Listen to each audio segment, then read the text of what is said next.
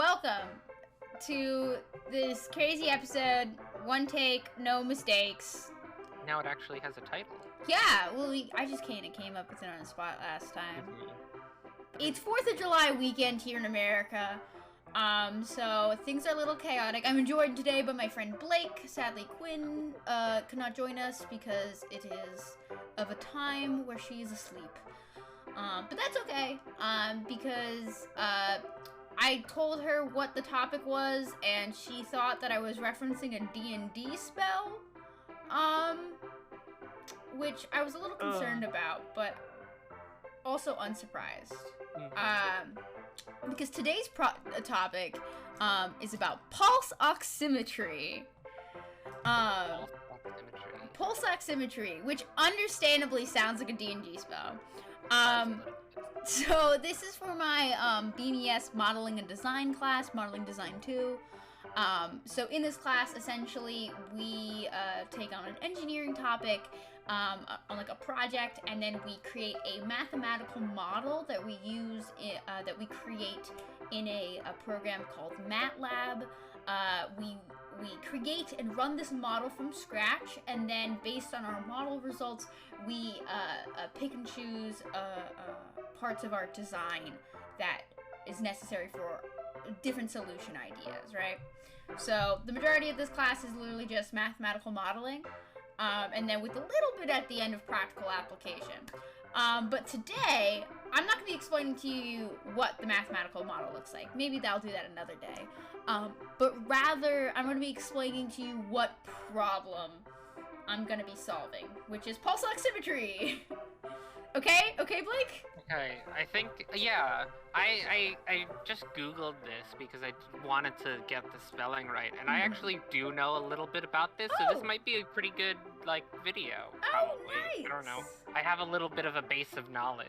Ooh, interesting. I love that. Okay, so, I know that, like, my family has a lot of, like, different heart conditions and stuff, so, we have a lot of, just around our house, a lot of, like, the finger pulse oximeters that do, like, shine the light through your fingertip and then, like, measure the amount of oxygen.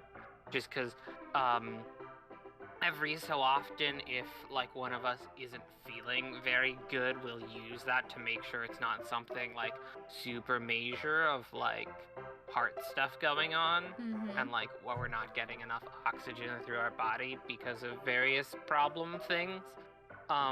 So, yeah, they measure, like, the amount of oxygen that's in your blood through, like, I don't quite know how it works, but I know there's, like, a light that don't worry, I got you. I got you. Stuff. We're gonna be going over all of it, so that way, Great. the people at home can follow along. Yeah. In the meantime, to insert another level of chaos into this, as if this show wasn't chaotic enough, I am slightly hungover. But I'm also just gonna be doing my makeup this whole time because I want to feel pretty, and I'm also a nerd. So this is the chaos of me trying to do my whole makeup in less than 5 minutes while at the same time explaining this topic to you. So, are you ready, Blake? Yes, I think I'm ready. I have my sticky notes in front of me. 3, 2, 1. Alright, so, pulse oximetry. So, there's a lot of conditions in the body that revolve around, like, oxygenation to the rest of your body, right? That makes sense. Oxygenation to your extremities especially is like super important because your body's going to conserve as much of the oxygen from your torso, which is where all your major organs are and exist, right? The thing is the oxygenation of your body is very dependent upon environmental factors. And the way that pulse oximetry works also makes that dependent on environmental factors. So pulse oximeters are like little like finger clamps. They essentially like sit on your finger, and they shoot 2 beams of light through your finger. One of them is a red light, which is about 650 nanometers in wavelength, and the other one is an infrared light, which is about 950 nanometers in wavelength. And what these lights do is they measure the oxygenation of your hemoglobin in your blood. So hemoglobin are the molecules in your blood. They're essentially your red blood cells that carry the oxygen through your blood, because your blood is made up of different parts, right? So your hemoglobin is the thing that actually carries the oxygen. So when they're not carrying oxygen, they're called deoxygenated hemoglobin. And when they are carrying oxygen, they're called oxygenated hemoglobin. And the oxygenation of your blood is very important for obvious reasons. And so pulse oximeters measure the percentage of oxygen that is, percentage of hemoglobin that is oxygenated in your blood. All right. So you can do this by one of the wavelengths measures the oxygenated hemoglobin, and then the other wavelength measures the deoxygenated hemoglobin, and then they compare those two to get the percentage of oxygenation of your blood. Easy peasy lemon squeezy, right? Well, not so fast. So pulse oximeters are optically based, which makes them super convenient, because then you don't have to rely on invasive procedures to get the oxygenation of the blood, which is very important, especially for old people or people with like heart conditions, emergency situations. You really want these non-invasive procedures to be as easy and fast as possible. Well, there's a lot of problems with using an optical measure for pulse oximetry. Because it's optically based, that means things like nail polish can affect the reading, as well as skin color. Like, the darker your skin, the harder it is for the light to actually penetrate through, because it's going to be absorbed by your skin or different tissue layers in your finger, which can take the reading off. But a bigger factor is lack of blood circulation, which sounds pretty bad, but and it sounds like, oh, you'd have to be stabbed to be able to have that. Actually, no. There's a lot of things that contribute to that, including old age. Older people tend to have poor blood circulation. But probably more presently is the weather. Cold weather actually decreases blood flow. Makes sense, because as things get colder, they shrink and constrict. So our job as a group is we have to figure out a way to warm up the finger, and get the finger warm enough so that blood flow is about at a normal temperature, so the pulse oximeter can read it properly. And it's really hard because there's a lot of factors that go into temperature into the finger, right?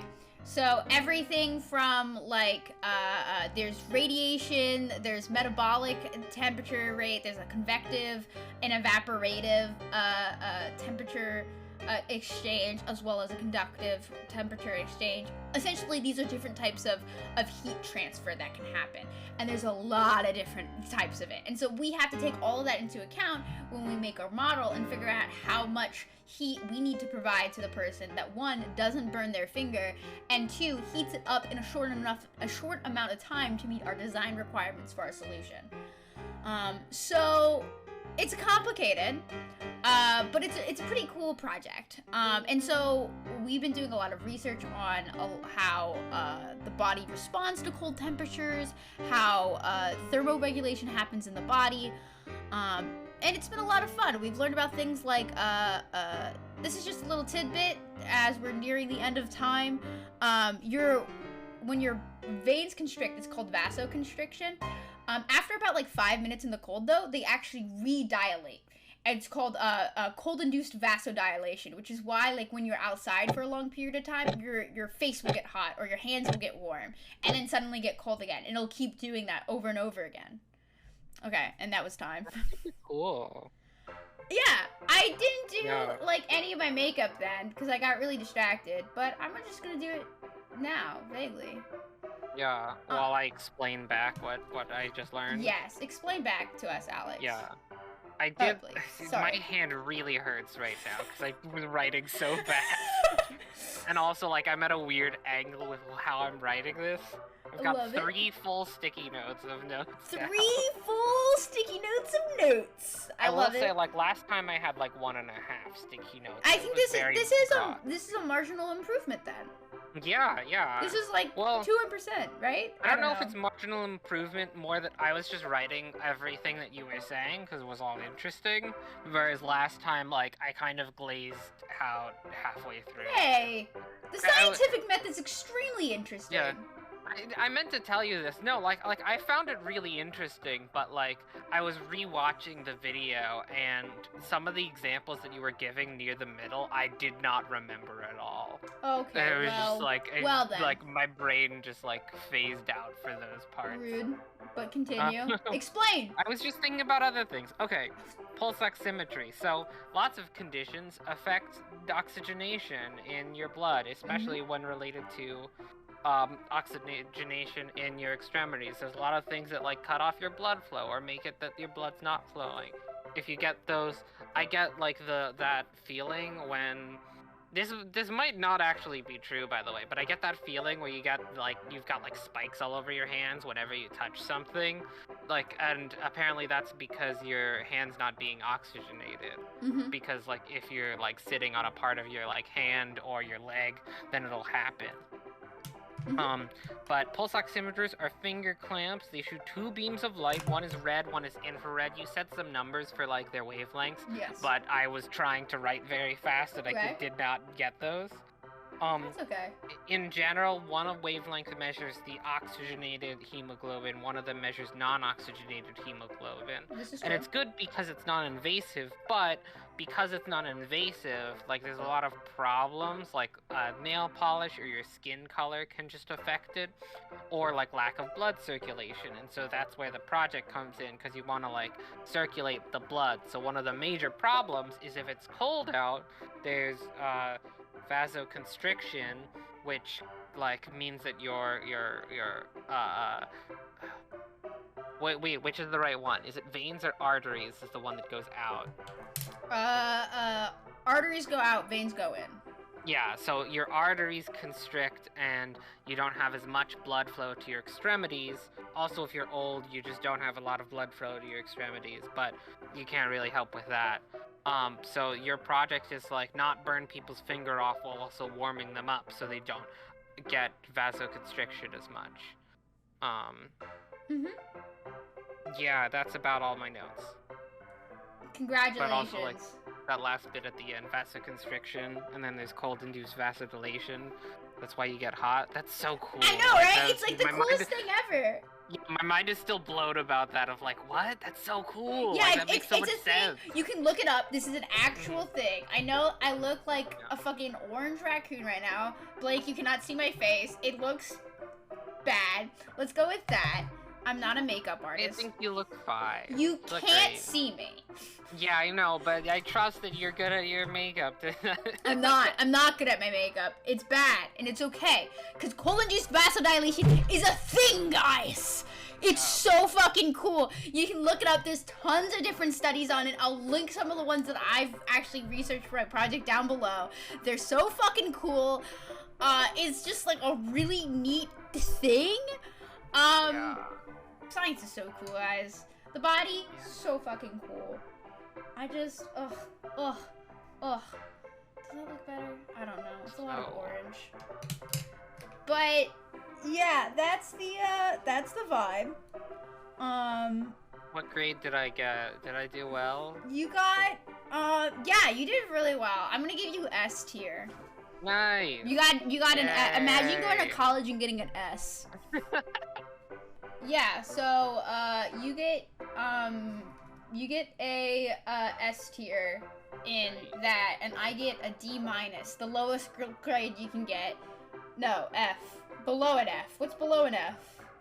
There's just really F for a lot of things. For the makeup look. It's so bad. Oh. It's fine. I think you're. I'm just going to say, without having seen it, I think you get a C for your makeup. Thank you. Yeah.